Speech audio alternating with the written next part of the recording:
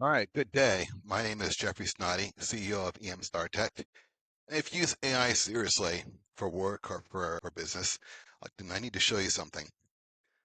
There's a problem with AI that never makes the headlines. It happens to everyone who uses it seriously, and it was really frustrating me.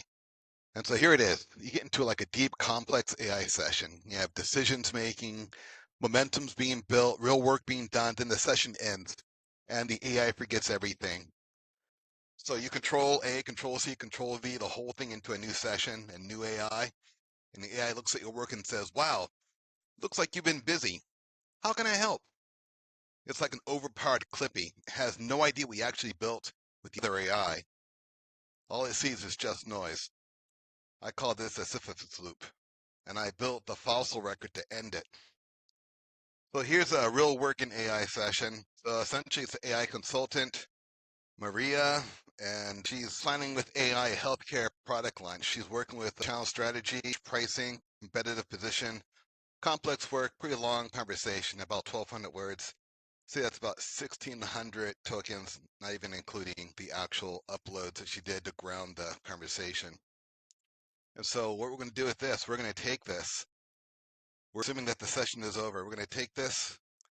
We're going to control A, control C. We're going to open extractor over here. AI extractor in the fossil record, and we're going to paste that in. We're going to AI extract. All right, so Claude's working. It's not summarizing. It's reading this like a structural engineer, sort of. It's like finding the load-bearing elements, like in a building, things that, if forgotten, could collapse the next session. So it's reading the transcript, identifying the load-bearing joints, flagging structural risk, extracting decisions. It's going through, building this up so we can transfer all of this into 3 new AIs. We're going to be using Claude, ChatGPT, and Gemini to transfer this in. And so there it is. The extraction is complete. And there's your fossil record.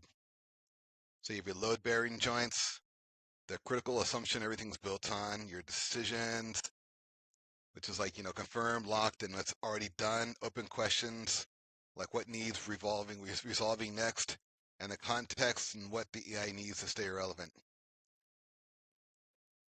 Excuse me. So then we're going to generate the prompt. This is what actually goes into the other AIs. So here you have it. This is the actual prompt you'll be submitting to the other AIs. And I saw the whole thing was pretty quick. So we're going to already have a project already created. We're going to use a demo. I'll just use to put it in. I'll create a new project actually. So we're going to create a new project. We'll call this Maria. Create that. Save it to the vault. Now the vault stays on your computer. It goes nowhere else. So go back to the vault and we're going to copy. We're going to paste this into the other AI. So we have Claude here. We're going to put that in Claude. Let that run. Put that in ChatGPT.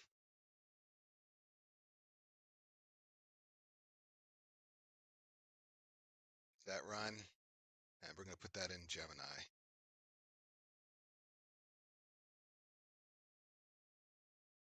And we're going to let that run.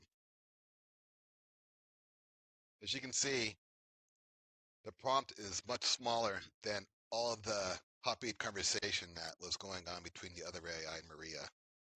So it definitely saved a lot of time and resources. So 3 different AIs, but the same structural understanding. You didn't restart the work. You're just resuming it. So as you see here, it goes here and actually continues the conversation, still running. Conversation still continued.